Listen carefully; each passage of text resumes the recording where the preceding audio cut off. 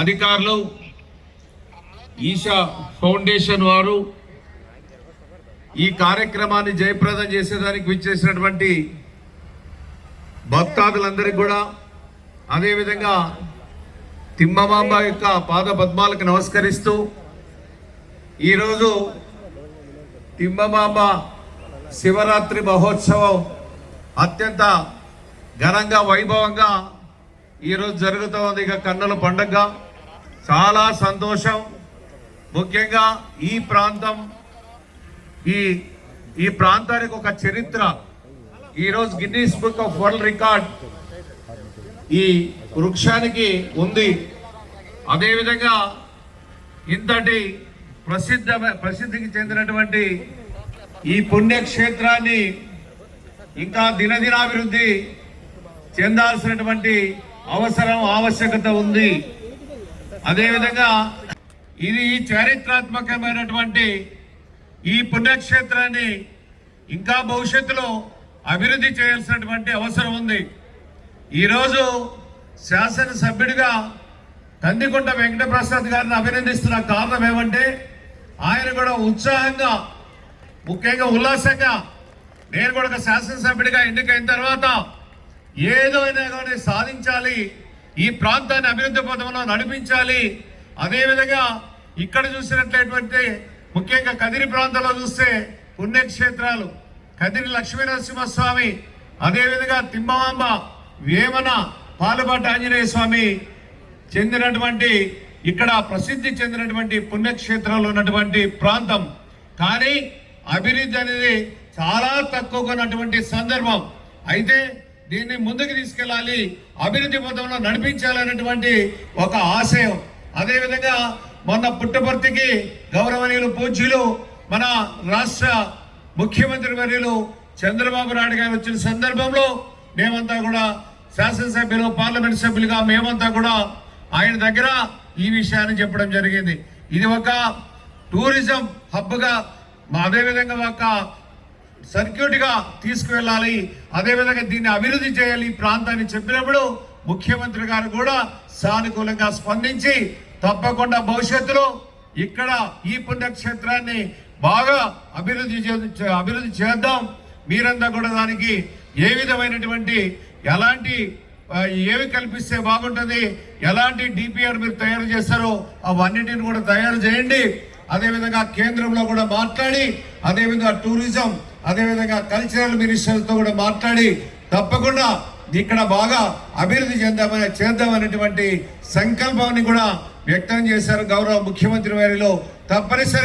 తప్పనిసరిగా భవిష్యత్తులో నా వంతు సహాయ సహకారాలు ఎప్పుడు కూడా ఒక పార్లమెంట్ సభ్యుడిగా నా వంతు సహాయ సహకారాలు ఎప్పుడు కూడా అందిస్తానని, అదేవిధంగా భవిష్యత్తులో కూడా ఇవన్నీ ఇక్కడ ఏవైతే ప్రసాద్ గారితో ఇప్పుడే మాట్లాడాం, తప్పనిసరిగా ఒక డిపిఆర్ కూడా తయారవుతా ఉంది. భవిష్యత్తులో దాన్ని తీసుకొని మన ముఖ్యమంత్రి గారితో కూడా మాట్లాడి భవిష్యత్తులో కేంద్రం నుండి కూడా ఎక్కువ నిధులు రాబట్టి ఈ ప్రాంతాన్ని, ఈ పుణ్యక్షేత్రాన్ని భవిష్యత్తులో అభివృద్ధి చేద్దామని, అదేవిధంగా నాకు కూడా చాలా సంతోషమే. ఇక్కడ చూస్తే ఫస్ట్ టైం ఈ 2 సంవత్సరాల కాలంలో ఫస్ట్ టైం ఇక్కడ బ్రహ్మాండంగా ఈ కార్యక్రమాన్ని ఒక శాసనసభ్యుడిగా కందికుంట వెంకటప్రసాద్ గారు నిర్వహిస్తున్నాడు. ఈ కార్యక్రమాన్ని ఆయన ముందుండి నడుపుతున్నాడు. ఆయన కూడా ఈ సందర్భంగా అభినందిస్తున్నా. అదేవిధంగా చాలా మంది భక్తాదులు వచ్చారు, వాళ్ళు కూడా భవిష్యత్తులో కూడా ఇక్కడ చూస్తే ఎక్కడ చిన్నవి మాత్రం ఏదో గెస్ట్ హౌస్లు ఉన్నాయంట, ఇక్కడ ఉండేదానికి నైట్ టైం దాదాపుగా 2-3 రోజులు భక్తాదులంతా ఉంటారు. కాబట్టి తప్పనిసరిగా ఆలోచన చేసి శాసనసభ్యుడితో కూడా మాట్లాడి నా వంతు ఎంపీ ల్యాడ్స్ లో కూడా మంచిగా ఏదైనా కానీ చేద్దామనే ఆలోచన వచ్చింది. అది ఆయనతో కూడా మాట్లాడి తప్పనిసరిగా వచ్చే ఒక సంవత్సరం లోపల 2027లో ఇక్కడ ఒక మంచి కళ్యాణ మండప తరహాలో ఖచ్చితంగా 1 కోటి రూపాయలు ఇక్కడ ఇచ్చి ఆ కార్యక్రమాన్ని కూడా అమలు చేద్దామని సందర్భంగా తెలియజేసుకుంటూ ఈ అవకాశం ఇచ్చిన మీ అందరూ కూడా పేరు పేరున ధన్యవాదాలు తెలియజేస్తూ సెలవు తీసుకుంటున్నాం. Thank you very much. 20 ఏళ్ల సుదీర్ఘమైనటువంటి నా రాజకీయ జీవితంలో ఆటుపోట్లు, అవమానాలు, అవహేళనలు చాలా వచ్చినాయి. వచ్చిన తర్వాత కూడా ప్రజలు చూపించినటువంటి ప్రేమ కానీ మా పార్టీ కార్యకర్తలు చూపించినటువంటి ప్రేమ కానీ అమోఘమైంది ఈ రోజున.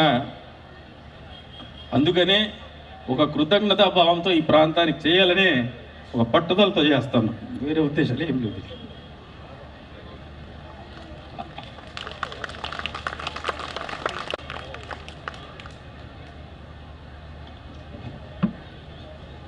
ఇరవై ఏళ్ళు ఒక మనిషిని హ్యాండ్ హోల్డింగ్ ఇవ్వాలంటే ఒక జీవితం, అది మామూలు విషయం కాదు.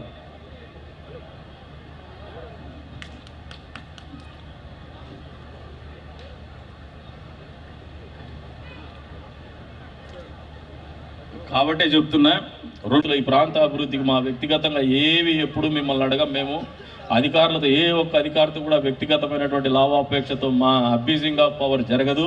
దీనికి ఈ వేదిక నుంచి మాటిస్తున్నాము. గతంలో కూడా మేము అబ్యూజింగ్ ఆఫ్ పవర్ ఎప్పుడు కూడా చేయలేదు, చేయం కూడా, ఇది వాస్తవం. ఈ 20 నెలల కాలంలో దాదాపు మన ఆదాయము 4 కోట్లు పెంచగలిగినాం గతంలో కంటే. అంటే మనం ఇంకా కష్టపడితే ఈ 5 సంవత్సరాల కాలంలో ఖచ్చితంగా 50 కోట్లకు రెవెన్యూ తీసుకోగలిగినటువంటి పొటెన్షియల్ ఏరియా ఉండేటువంటి దేవస్థానం మనదనేది గర్వంగా చెప్తాను మీకు అందరికీ కూడా. మా దగ్గర చిత్తశుద్ధి ఉండల్లా, మీ వంతు సహాయ సహకారాలు ఉండల్లా, అధికారుల అండదండలు ఉండల్లా. మేము చేసే ప్రతి పనిలో కూడా ఒక సత్సంకల్పం ఉందనే నమ్మకం వాళ్ళకి ఇవ్వగలగలం మనం. ఈరోజున అధికారులు అందరూ సహకరిస్తున్నారు మనం చేసే ప్రతి కార్యక్రమంలో, లేదంటే ఇంత అద్భుతంగా జరగదు. పోలీసు వారు అహర్నిశలు కష్టపడుతున్నారు. ఈవెన్ పంచాయతీ వాళ్ళు డిఎల్డిఓ గారి ఆధ్వర్యంలో కూడా అద్భుతంగా శానిటేషన్ గురించి కష్టపడుతున్నారు. కమిషనర్ గారు, మున్సిపల్ కమిషనర్ గారు వారి పరిధి కాకపోయినా కూడా చేస్తున్నటువంటి కార్యక్రమాలని దృష్టిలో పెట్టుకొని వారి వంతు వాళ్ళకి చేతనైనంత వరకు మనకు సపోర్ట్ చేస్తూ ప్రతి కార్యక్రమంలో కూడా ఆయన తోడ్పాటు కూడా నిరంతరం ఉంటూ వస్తుంది. ఈ రకంగా అధికారులందరూ కూడా కలిసి తోడ్పాటు అందించేటువంటి పరిస్థితులే మనల్ని అభివృద్ధి పదంలో నిలబెడతాయని నేను బలంగా నమ్ముతాను.